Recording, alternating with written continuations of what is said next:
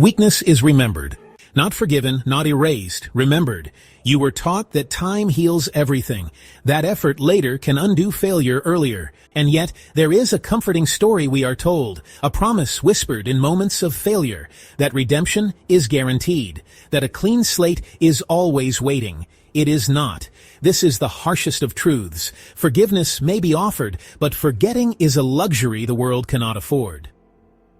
The world records weakness the same way a body records injury. A scar is not a memory of a wound. It is the wound, transformed into a permanent part of the landscape. It is written into the ledger of your reputation, quietly, permanently. People do not remember your explanations, your justifications, or the carefully constructed narrative you build after the fact. Words are wind, easily dismissed.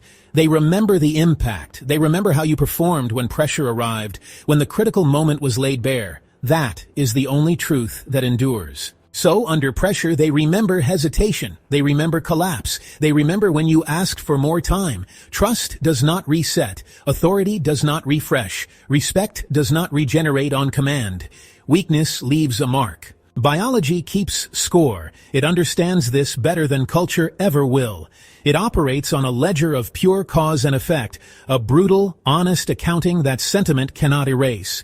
There are no appeals or mitigating circumstances. There is only raw data, stress, failure, and adaptation.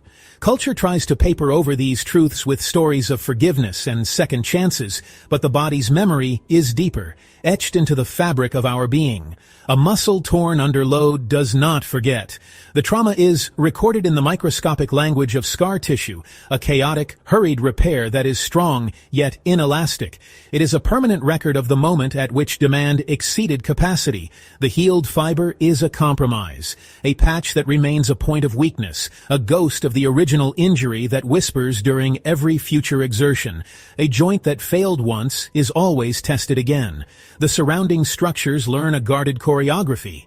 They tighten, restrict movement, and sacrifice range of motion for the promise of stability, a promise they can't always keep. Every step becomes a calculation of risk. The body compensates, but it never pretends the failure didn't happen. It reroutes nerve signals, shifts burdens to unsuspecting neighbors, and develops new patterns of movement. This is not healing. It is management, a silent, ongoing effort to work around a permanent deficit. Men are the same. We are biological systems, and the same unforgiving logic applies to our place in the world. The first time you fold, the environment takes note. A subtle shift occurs.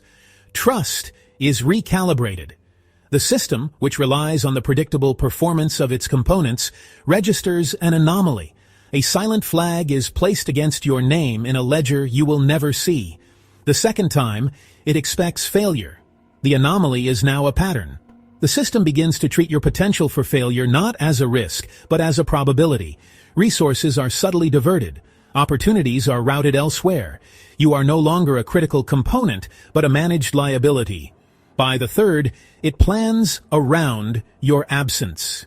You are a known point of failure.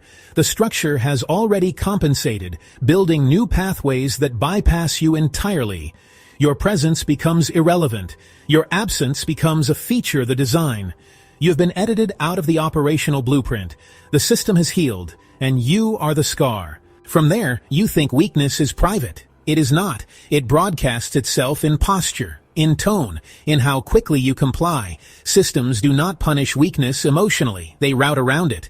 And in systems, you are not rejected. You are bypassed. This is why first impressions matter more than apologies. Why early failures cost more than later effort can repay.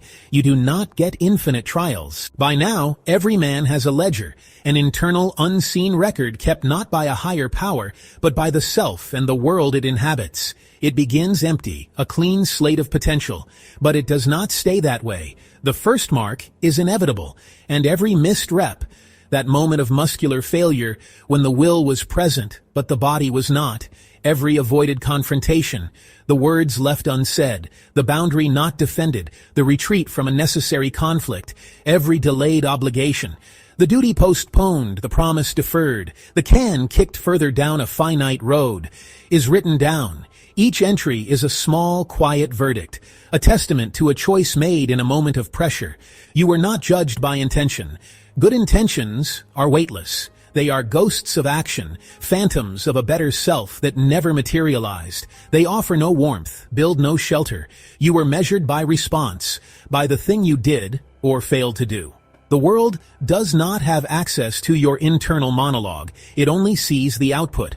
It measures the reaction, not the reason, and the measurement stays. It becomes a layer of sediment in your foundation, a scar that tells a story. It cannot be erased, only built upon.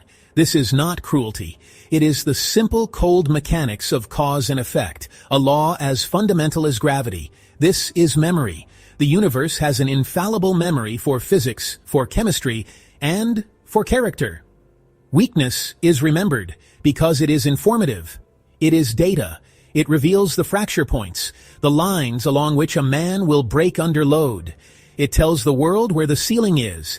It establishes your known limits. It is a warning sign to others and to yourself. And once a ceiling is known, no one builds higher for you. They will not entrust you with a load heavier than the one that previously broke you. The burden of proving the ledger wrong falls, and will always fall, to you alone.